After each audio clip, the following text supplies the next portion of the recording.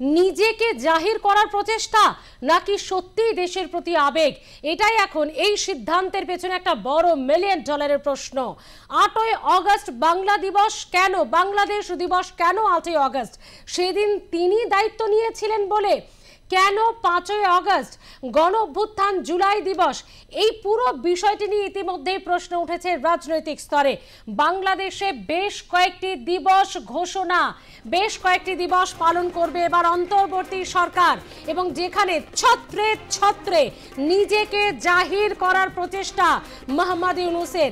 8ই অগস্টকে বাংলাদেশ দিবস হিসেবে ঘোষণা করা কেন? কি হয়েছিল এই দিন?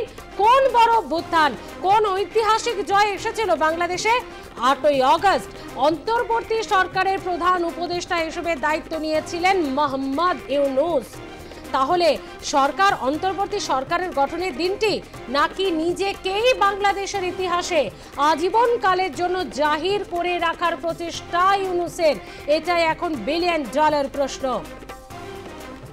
নতুন বাংলাদেশের নিয়ম দারুণভাবে সাজিয়েছেন উপদেষ্টা, প্রধান উপদেষ্টা, এবং সঙ্গে সরকারি তরফ থেকে ঘোষণা জুলাই গণঅভ্যুত্থানকে মনে রাখতে এবং শেখ হাসিনার আওয়ামী লীগ সরকার পতনের দিনটিকে স্মরণীয় করে রাখতেই দিবসের ঘোষণা। কথা বলবো, আমাদের editor in chief Sujit Chattopadhyay রয়েছেন আমাদের সঙ্গে। সুজিতা, এই 8ই অগস্ট কি এমন হলো যেখানে বাংলাদেশ দিবস হয়ে গেল? যে বাংলাদেশে মুজিবুর রহমানের স্মৃতিধন্য বাড়ি, তার প্রাসাদ, তার কাজ, তার মূর্তি, তার বই সমস্ত কিছু ধ্বংস করে 8ই অগস্ট কেন? এটা কি ছত্রে ছত্রে আজীবন বাংলাদেশের ইতিহাসে নিজেকে জাহির করার প্রচেষ্টা নয় ইউনূসের? একদমই নিজেকে জাহির করার একটা প্রচেষ্টা, এবং হচ্ছে বলবো যে এক ধরনের, সে এখন ক্ষমতায় রয়েছে, সে যা ইচ্ছা তাই করতেই পারে, এবং করলেই মানুষ সেটা মেনে নেবে তা না। মানুষ পশ্চাতে হাসবে, কেউ ব্যঙ্গ করবে, উপহাস করবে, বিদ্রুপ করবে, তাতে অবশ্য ইউনূসের কিছু যায় আসে না। বেসিক্যালি কোনো ঐতিহাসিক কোনো চরিত্রই তিনি নন, একজন মানে সুযোগ সন্ধানী ব্যক্তি। তার নিজস্ব তার যোগ্যতা নিয়ে কিছু বলার নেই। তিনি নোবেল পুরস্কার পেয়েছেন, সেটা একটা তার যোগ্যতা বলে তিনি অর্জন করেছেন, সবকিছুই। কিন্তু ঐতিহাসিক চরিত্র, একটা জাতিকে নেতৃত্ব দেওয়ার, একটা দেশকে নেতৃত্ব দেওয়ার যখন প্রশ্নটা আসবে, তখন তার বিরুদ্ধে অধিকাংশ মানুষই নানা রকম ভাবে মন্তব্য তারা করবেন, এবং নির্বাচনের ব্যাপারে তার অনীহা বা নির্বাচন সংস্কারের প্রশ্নে তার দীর্ঘসূত্রিতা, এই সমস্ত কিছুই তার এই 1 বছর হতে চলা শাসনকালের মধ্যে এগুলোই হচ্ছে প্রধান বৈশিষ্ট্য। কিন্তু কে না চাই ইতিহাসে তার নাম উজ্জ্বল করে রাখতে, নিজের চেষ্টা করছেন, অনেকে অনেক রকম স্মারক বা কীর্তি তৈরি করেন। তো ঠিক সেরকমই একটি বাংলাদেশ দিবস করেছেন। এমনিতেই তারা যখন এই জুলাই অগাস্টের পর তাদের ভাষায় যে বিপ্লব তারা করেছেন, সেই বিপ্লব করার পর তারা বলেছিলেন যে বাংলাদেশ হচ্ছে সেকেন্ড রিপাবলিক হিসেবে তারা ঘোষণা করবেন। অর্থাৎ এই যে প্রথম রিপাবলিক 1971-এ মুক্তিযুদ্ধের পর, এমনিতে প্রথমে মুক্তিযুদ্ধকে স্বীকারই করছিল না, এবং মুজিবুর রহমানের বিরুদ্ধে যে মানে আজন্ম ক্রোধ, এবং সেই ক্রোধের বহিঃপ্রকাশ তারা ঘটিয়েছেন, গোটা বিশ্ব সেটা দেখে নিয়েছে। এবং তারপরে যখন দেখছে যে এই মুক্তিযুদ্ধের স্পিরিটকে অগ্রাহ্য করা মানে হচ্ছে নিজেদের অস্তিত্বকেই পুরো জলাঞ্জলি দেওয়া, এটা মানুষ মেনে নেবে না, তখন মুক্তিযুদ্ধের একটা নামকে আস্তে স্বীকৃতি দেওয়ার প্রচেষ্টা তারা করছেন। বেসিক্যালি মুক্তিযুদ্ধ বিরোধী শক্তি যদি ক্ষমতায় থাকে, তারা যা যা করার এবং তাদের নামকে ইতিহাসে গেঁথে দেওয়ার জন্য যে প্রচেষ্টাগুলো থাকা দরকার, সেগুলোই তিনি করছেন। এটা এক ধরনের অক্ষম একটা প্রয়াস হিসাবেই এগুলো পরিগণিত হবে। ইতিহাসের কালচক্রে বা গর্বে এগুলো কিছুই থাকবে না। ফলে বাংলাদেশ যেটা তৈরি হয়েছিল 71 সালের পর, 72-এ সংবিধান গৃহীত হবার পর, সেই বাংলাদেশ ইতিমধ্যেই স্বীকৃত। সে একটা দিবস করলে তার মনের ইচ্ছা সে করতে পারে, কিন্তু তার স্বীকৃতি বা সেটাকে একটা গ্রহণযোগ্যতা বা পাত্তা পাবার বিষয়, সেটা খুব একটা বিষয় না। কারণ 8 তারিখ তিনি শপথ নিয়েছিলেন একটি অনির্বাচিত সরকার, না বৈপ্লবিক সরকার, না হচ্ছে নির্বাচিত সরকার। তার কারণ হচ্ছে বৈপ্লবিক সরকার তারা বললেই তো হবে না, তার সংবিধান শপথ নিয়েছেন এবং হচ্ছে রাষ্ট্রপতি ভবনে গিয়ে সংবিধানকে রক্ষা করার শপথ নিয়ে তারা শপথ নিয়েছেন। এখন সংবিধানকেও বলছেন সংস্কার করে পরিবর্তন করার নানা রকম চেষ্টা করছেন। আলী রিয়াজকে তারা হচ্ছে সংবিধান সংশোধন কমিটি যেটা তৈরি হয়েছে তারপর উপদেষ্টা করা হয়েছে, তিনি প্রধান কার্যনির্বাহক। আলী রিয়াজ একজন আমেরিকা প্রবাসী, একজন অধ্যাপক। এইরকম করছে বাংলাদেশে, এবং নির্বাচন প্রক্রিয়া নিয়ে তারা কতটা সিরিয়াস সেটা আগামী সময় বোঝা যাবে। তবে 1 বছর পূর্তি 8 তারিখ তার আনন্দের দিন তার নিজের কাছে, তার কারণ হচ্ছে দীর্ঘদিনের সুপ্ত লালিত যে স্বপ্ন, সেই স্বপ্ন বাস্তবায়িত হয়েছে এবং প্রচুর তার জন্য বাংলাদেশবাসীর বহু মানুষকে, সংখ্যালঘুদের গুণাগার দিতে হয়েছে, বহু রক্ত এবং প্রাণের বিনিময়ে তিনি সেদিনকে বাংলা দিবস, দেশ দিবস তিনি উদযাপন করবেন। এটা কিছু কারোর বলার থাকতে পারে না, কিন্তু যেটা হতে পারে সেটা হচ্ছে যে তার এই যে লোভ এবং তার যে ক্ষমতা লিপ্সা, এটা কিন্তু গোটা মানুষের কাছে ক্রমশ প্রকট হয়ে উঠছে।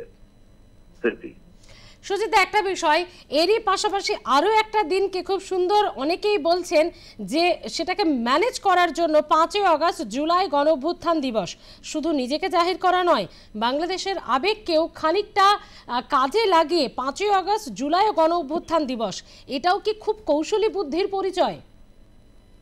এটাকে তারা অভ্যুত্থান হিসেবেই তারা দেখছে। প্রথমে বিপ্লব না অভ্যুত্থান সেটা নিয়ে একটা নিজেদের মধ্যে দীর্ঘ বাদ বিতণ্ডা করেছে। দেখছে যে বিপ্লবটা খাড়া করা যাচ্ছে না, কারণ প্রথম থেকেই তো এই যুক্তিটা আসছে যে একটা বিপ্লবী সরকার সে ঘোষণা দেয়, তার ঘোষণাপত্র বা জুলাই সনদ তারা বলেছিল দেবে, তার কারণ সেটা সহমতে আসতে পারছে না। বিভিন্ন রাজনৈতিক দল, স্টেক হোল্ডার অনেক, এখন এদেরকে মিলিয়ে মিশিয়ে একটা না অব্দি সনদ না করা অব্দি একটা সেখানে করলেন যে জুলাই অভ্যুত্থান দিবস। এটা একটা কৌশলী চাল, ঠিকই বলেছ। তার কারণ হচ্ছে তিনি একটা কৌশল তিনি অবলম্বন করছেন যে এই ঘটনাটাকে স্মারক হিসাবে যাতে লিপিবদ্ধ থাকে, ভবিষ্যতে বাংলাদেশ তো আর ওখানেই থেমে থাকবে না, সে নিশ্চয়ই দুর্বার গতি পদ্মার মতো তারও একটা অগ্রগমন ঘটবে যদি না হচ্ছে এই ধরনের পাষণ্ডপনা তারা যদি পরিত্যাগ করে।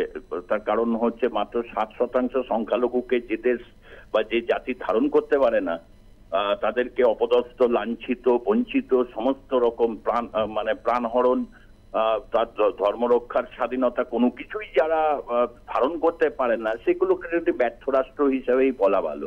সুতরাং ব্যর্থ রাষ্ট্রে যদি কোনো কেউ এই ধরনের পদক্ষেপ নেয় আর কি, তাতে তাদের নিজের মনের একটা ইচ্ছা বা আনন্দ সেটা তারা পূরণ করতেই পারে, কিন্তু স্বীকৃতির প্রশ্ন আছে।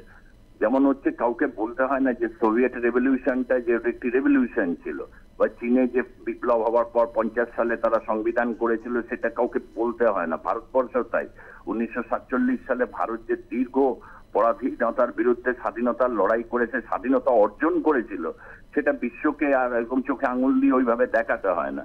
আমাদের একটাই যেমন তাকে 15ই আগস্ট হচ্ছে আমাদের স্বাধীনতা দিবস, সেটা এখানে কেউ নতুন একটা সরকার হলো 15ই আগস্ট করে দিয়ে বললো না 17ই আগস্ট থেকে এবার করবো, এইসব এখানে হয় না। বাংলাদেশে অনেক কিছুই হচ্ছে দেখছি, এবং হচ্ছে এটাও দেখলাম যে কোনো বিপ্লব ছাড়া কোনো অনির্বাচিত সরকার জাস্ট হচ্ছে অস্ত্রের জোরে এবং হচ্ছে গুজবের জোরে, কুৎসার জোরে তারা সরকার এরকম চালিয়ে নিয়ে যাচ্ছেন এবং গোটা বিশ্বকে ধোঁকা দেওয়ার চেষ্টা করছেন। যাদের সেই ধোঁকাগুলো প্রথমে যেটা দিচ্ছিল অনেকটাই আজকে পরিস্ফুট ধরা পড়ে গেছে, তথাপি তারা এইগুলোকে করে হচ্ছে তাদের একটা ঐতিহাসিক একটা অর্জন হিসাবে তারা একটা প্রশান্তির উদ্গার তুলবেন।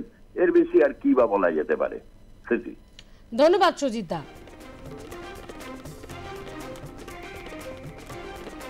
নতুন 3টি দিবস ঘোষণা। 16 জুলাই শহীদ আবু সাইদ দিবস, গুলিতে যার প্রাণ গিয়েছিল সেই ছাত্র নেতার। 5ই আগস্ট জুলাই গণঅভ্যুত্থান দিবস, যে দিনটিকে কার্যত বাংলাদেশের একটা শ্রেণীর মানুষ মনে করেন কালো দিন, আবার আরেকটা শ্রেণীর মানুষ মনে করে যেখানে স্বৈরাচারিতা বা পরিবারতন্ত্রের অবসান করে নতুন সূর্য দেখেছে বাংলাদেশ, এমন দ্বিমত কিন্তু বাংলাদেশের মাটিতেই রয়েছে। এবং 8ই আগস্ট নতুন বাংলাদেশ দিবস, যেদিন অন্তর্বর্তী সরকারের প্রধান উপদেষ্টা হিসেবে দায়িত্ব নিয়েছিলেন এই মোহাম্মদ ইউনূস।